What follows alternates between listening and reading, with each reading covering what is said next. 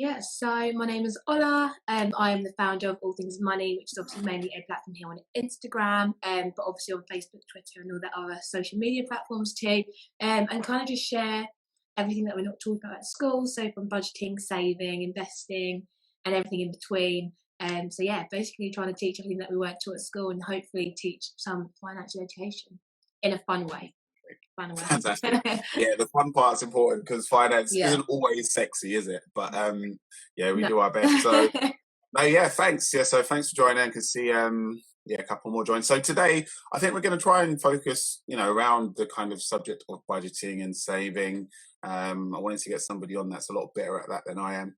So I guess to start off with, Ola, so for the people, let's start off with basics. What is a budget? I know it's super basic, but I feel like we want to give people the foundation. So what is a budget and what does it do? Yes, so basically a budget is essentially a spending plan. So it allows you to work out your ingoings and your outgoings and hopefully kind of help you, one, review your spending, and two, hopefully plan for your finances accordingly. So whether you're looking to just spend every day or you're looking to save or invest, basically a budget helps you plan for that, really, essentially. Great, great. And I think, I was reading before we joined, I was just looking at some anecdotal stats and it said that I think it was 1 in 3 people actually don't budget, which I don't know, you have probably your own thoughts on that, but a third of the nation don't budget. And I also saw that a third of the nation have like less than, I think the number was £600 in savings. Just curious, and I think you might have touched on it, at the beginning, just with regard to school, but why do you think that so many people don't budget, are scared of budgeting? Have you got any thoughts or theories on that? One, I think maybe they're not brought up in an environment where they're taught that, but Mm, the importance of budgeting. I think where you like your background definitely plays a big factor in that. And then I also think the fact that it's not taught in schools again is another thing. So if you're not taught at home and you're not taught at school, then people probably don't even realise you actually have to budget. And I think you touched on it earlier. You were like, oh, it's really basic knowing what a budget is, but actually a lot of people don't even know what a budget yeah. is. And I think a lot of us are in a privileged position to be able to think, oh yeah, that's really simple. But again, where we're not taught it, it's easy to assume that people already know what it is, when actually a lot of people, like you said, a third of people don't budget. So a lot of them probably it is down to because they don't know what a budget is or why it's important to even do it. So yeah. Out of curiosity, so you yourself, have you budgeted like since you started getting paid, since money started coming through the door? Is it something more recent? Like, what's your background? Yeah, so I mean, a lot of my friends will call me like this, not a stingy friend, but like someone that's really careful with their money. So yeah, I have always been the budgeter, like always budget. So when I had my first job at 17, budget that accordingly because I had outgoings from the age of 17 with my car insurance. So budgeting, I think, for me has been really important to make sure I stay on top of my finances, don't overspend. And obviously, it wasn't only until uni that I had like an overdraft facility. So the Yeah. money I had at the time was the money I had to kind of, manage wisely. Otherwise, obviously, I'm in trouble if I didn't stick to a budget. So yeah, I've always been a budgeter. I mean, it's amazing that you brought up you brought up overdrafts in uni, and that brought up like some horror stories, some Mhm, dark memories for mhm. me. I remember, I don't know how, but I remember at uni you could get what's it, student bank accounts that give you student Yeah, overdraft. Somehow, I don't know how, but I kind of bent the rules and I managed to get 2 of them and I maxed them out. But back then, I remember I didn't budget at all, which yeah, was kind of ironic. Someone studying economics who later went on to do finance, and even like I'll be honest with you. During my first like 3-4 years of working in the banking industry, didn't have a budget. I just got yeah, money through the door, and it came in and it left as quickly yeah, as it yeah, came in. yeah, yeah. And I think you're right. It was linked to the fact that weren't really taught it at school or at uni, Hmm. and I guess at home as well. Yeah, Weren't money wasn't something. I was working class, grew up in a council estate, so it wasn't something that I don't think I ever really heard the words budget from my parents growing up. hmm. Was it different from you, like in terms of growing up at home, not so much school? I don't know. It's hard on because I don't think my mum or like my dad when I was younger were like budget, budget, budget. Like Yeah, I'm not a rags to riches story at all. Like I've been yeah, okay. Like we've been okay financially at home, but I think for me it's just come from when I had my first job, that first job was when I was kind of like responsible for my own money. So that's when I didn't really have any pocket money then. So I knew this money was my own and I had to make sure it lasted. And I think that's where it kind of stuck, in the fact that, okay, for example, if I'm getting £300 a month, I think at the time it was, I need to make sure that lasts, because I've got to pay my car insurance, and then obviously enjoy my time at sixth form as well, which obviously when you're like just turned 18, you're going out a little bit more. So then again, I had to realise I need to be a bit more careful. And if anyone is actually watching at the moment, like, I think budgeting for people is really boring. But I mean, since lockdowns eased, I've been out nearly every weekend, but I've still kept to a budget. So I think it's really important that people can budget and have fun. And I think that's the importance of it all, is just making sure you have like a balance with it, because I mean, I'm still here. I had a good weekend over the weekend, so yeah, you can do both. Yeah, no, I think that's good, and I think you touched on it as well. But for anyone with children, you're giving them pocket money. I think that's a really good thing as well, to be like, you're getting this much, and then the next time I'm going to give you money is at this date on this day. Don't come back to me for more in the meantime. You've got to make this last from now to now. And I think, being parents, I'm not a parent myself, but I know a lot of people with my mum. I'll give you like my parents. If I came to them for money, it was never an issue, so I never had to budget. So yeah, no, I think that's really good, because there's only so much. Well, we kind of touched it at the beginning. School doesn't really teach you much at all. So it is. I think that whole financial literacy kind of piece starts at home, because if school and uni aren't going to give it to us, it's got to start at home. So hence why discussions like this are really important. So what are some of the ways or some of the methods that people can budget on? Because I know there's quite a few out there. Yeah, there's loads, but I think it's really important is to not overcomplicate it. I think for me, I use like the traditional budgeting method. So I work out my income for the month, so whether that's from all things money or my full-time job, and then deduct my expenses, so like my phone bill, my gym membership, now that we can go back to the gym. So I deduct all of that, and then I'm left with disposable income, and then whatever disposable income I have left, I divide that by the amount of weeks in the month. So I give myself a weekly budget, and for me personally, to make sure I don't overspend that weekly budget, I move it over to a separate bank account. So I use Monzo that holds my weekly budget, just so I know, let's say for example, £50 is my weekly budget, which I knew it was during first year of uni. Don't know how I lived on that, but that was what I would do. Yeah, literally. So that's one way of budgeting. And then you can also budget using the 50-30-20 budgeting method, which I know a lot of people and a lot of students that follow me really like that method. So 50% of your income or your money goes on your needs, such as your rent, your bills and all that, and then your 30% of your income goes to your wants. So like I said, you can have a budget and have fun. So that's whether going out, cinema, move, like drinks, whatever. That 30% is then allocated there accordingly, and then 20% roughly is for like budgeting for saving and investing. So that's another rough framework that I know a lot of people like to use, because that gives them like a goal of how much they should allocate accordingly. But obviously that one you can adjust flexibly. If you need to spend more on your rent, then you up 50% to 60%, or vice versa with the other categories. So yeah. Wow, yeah, that's really good. See, comment budgets, that's a dirty word. Trying to change that. Fun. Yeah, fun. it is fun.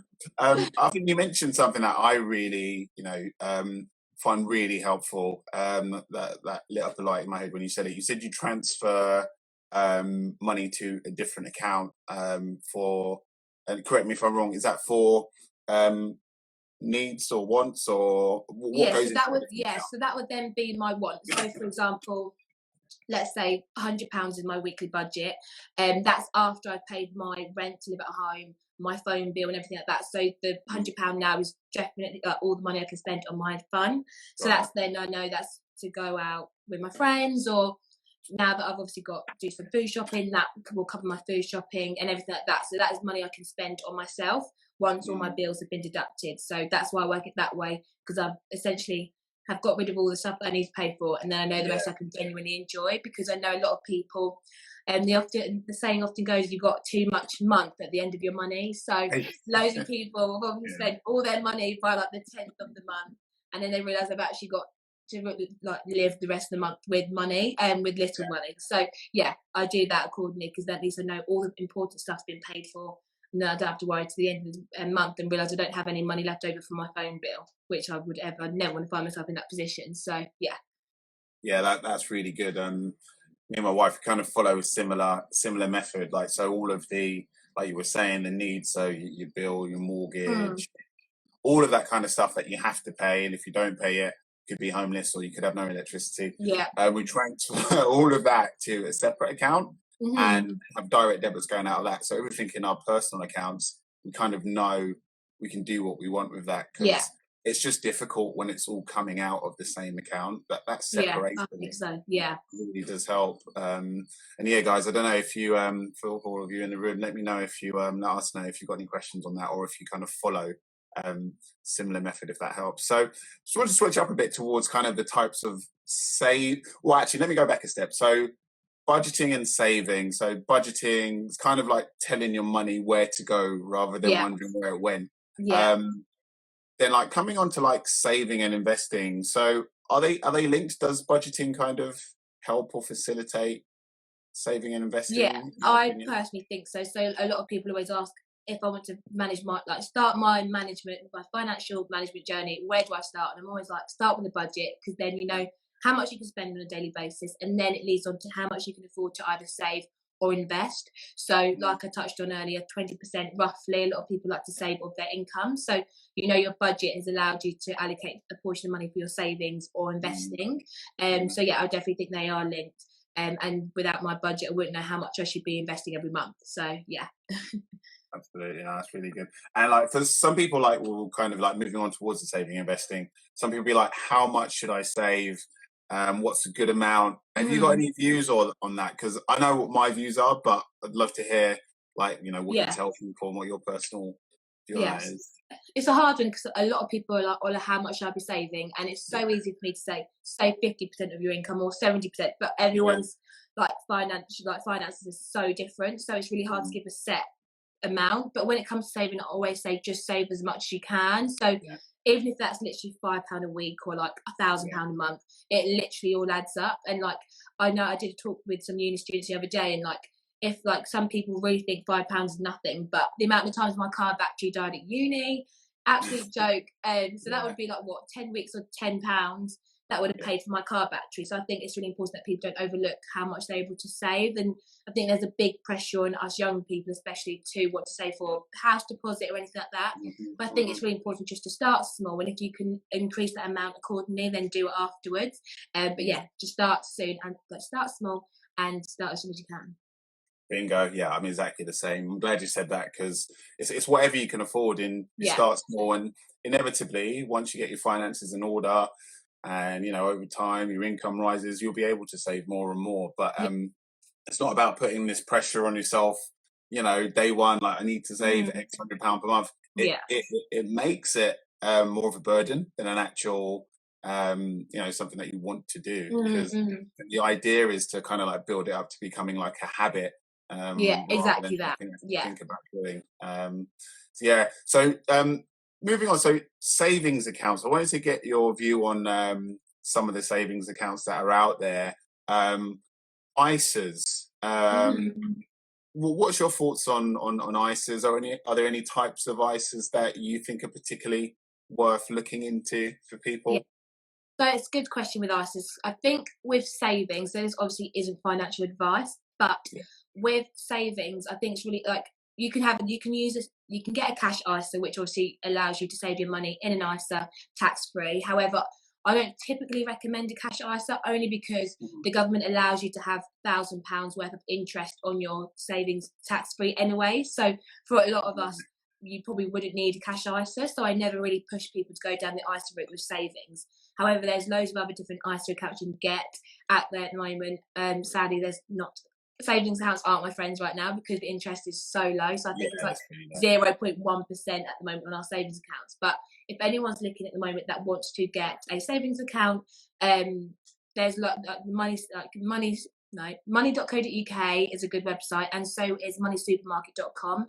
Great comparison websites, and they'll give you like a list of different savings accounts you want. And there's two good kind of savings accounts. So that's one that's an easy access. So I usually say that's one good one for disciplined savers. So no, they won't be dipping in and out of it. Or you can get like a fixed interest savings account. So a fixed savings interest account is one that usually makes you lock your money away for 1 to 5 years, and you're awarded a set amount of interest. Usually I tell people, if you're someone that wants to save and has a dirty habit of touching their savings regularly, that is a good one to go down, because then you can't, well, you can touch the money, but you won't get the level of interest they promised you. So there's those are the routes you can go down if you're looking for a savings account. So, but yeah, those are the two. Nice. But I personally, yeah, go on. So the easy access and the regular savings accounts, they're not ISAs, they're just normal savings accounts. Normal savings accounts, yeah. Right, okay, got you. We're going to come back to ISAs. We got a question from Miss Campbell. She said, did you create your own Excel spreadsheet for budgeting? No, I hate Excel. Yeah. Me and Excel don't get on.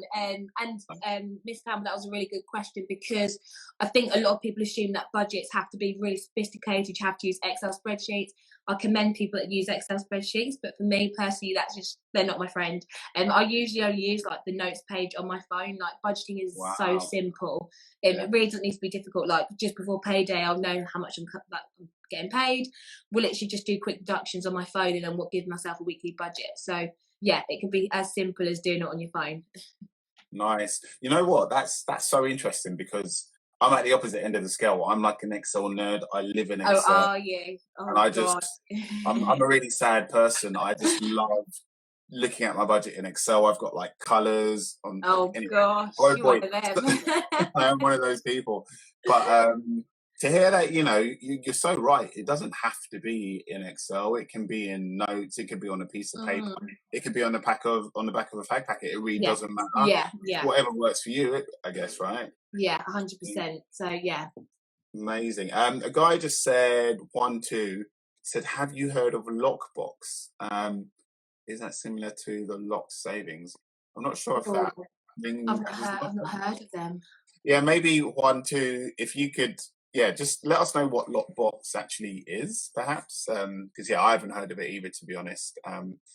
But yeah, we'll come back to that. So we was just on ISAs before we went to budgeting. So yeah, you mentioned probably cash ISAs, maybe not the best route, because savings accounts, kind of offering. So I wanted to go more in the direction of saving for a house, right? So I know. A lot of people, big milestone, I want to say for a house, and we've got ISAs that help people with that process. Yeah. Can you give like some, just a, maybe a high level summary, or however deep you want to go on the ISA options for buying a house? Yeah. So there used to be the option to get a Help to Buy ISA. That's no longer available at the moment anymore. But with anyone that has a Help to Buy ISA, that's a great ISA to have. However, there's one I'm a huge advocate for, a lifetime ISA instead, only because you can save more money monthly into it.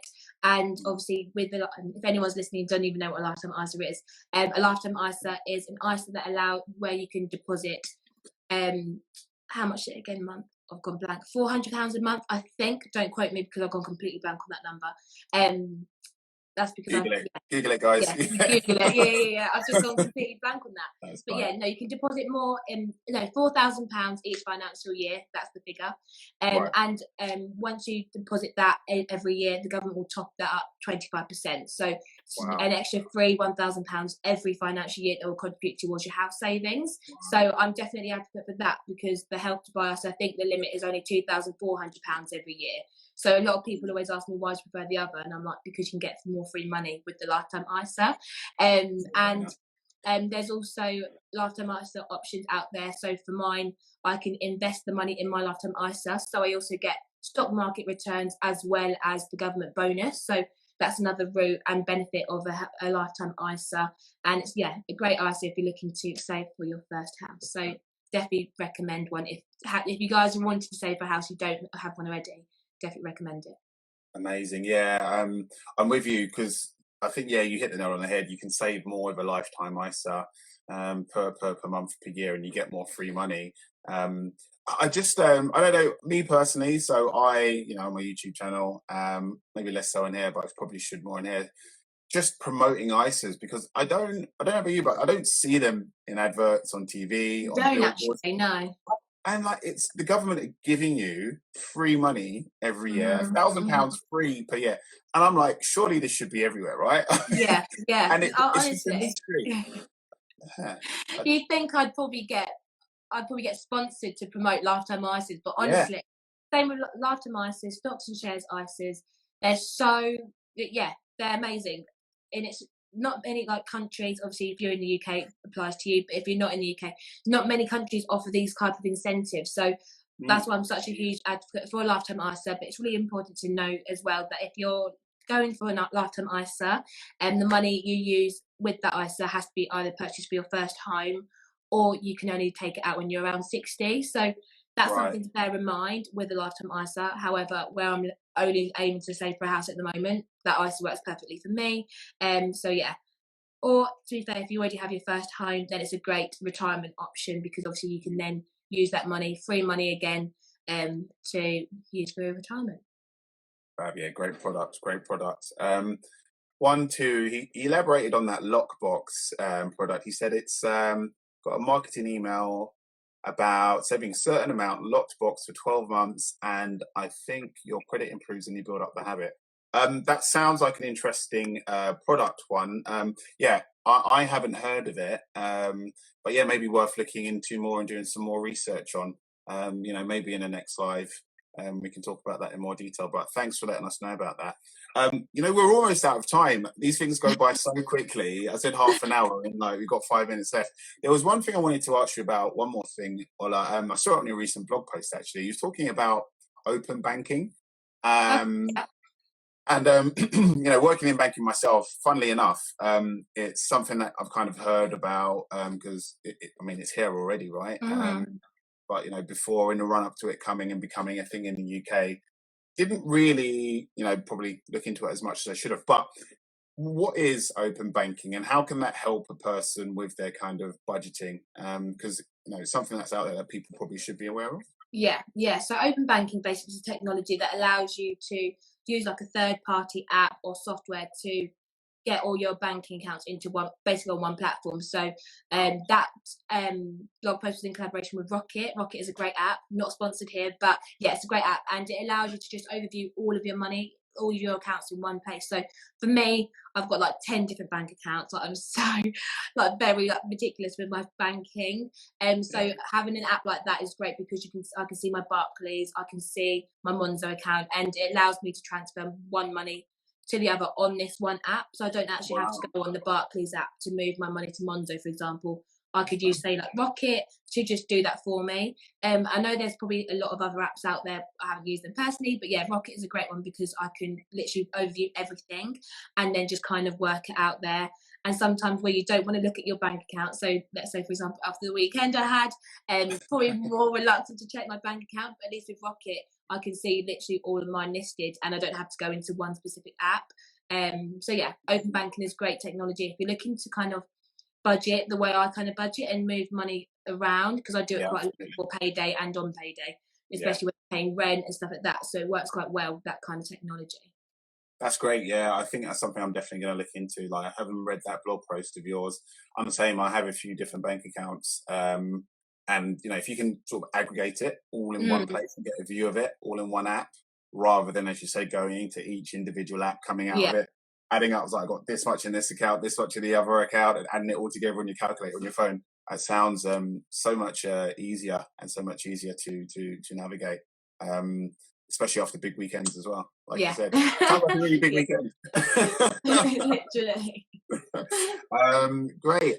So yeah, I think that's pretty much it. We're at half an hour or less. So before we go, maybe you want to tell people where people can find you, if they want to find out more about you and see more of your content on social media. Yes, so you can find me on here at allthingsmoney_. Warren, you touched on my blog. I haven't actually touched that blog. It's really dusty since like January. But yeah, I've also got a website, so www.allthingsmoney.uk. So I've got a long list of got different blog posts on there, and I also have a wide range of personal finance ebooks. So have my main ebook that covers budgeting, saving, mortgages, taxes, all that fun adult stuff. I also have the workbook, which allows people to go step by step through their finances and kind of start their management journey effectively. And I also have a financial planner, so if anyone wants to level up on their finances, create a budget, and learn how to save better, I have all those resources on my website as well. And I actually have a new podcast, so guys, tune into my podcast, All Things Money podcast, which is available on all streaming platforms. Super woman, you're out here doing the most. People can't miss you online. There's so much there for everyone. Well, no, thanks for your time, Ola. Yeah, been great speaking to you. And thanks for joining, everyone. I'll see you guys soon. Thank you very much for having me. Cheers. Have a good evening. And you. Bye. Bye. Bye. Bye.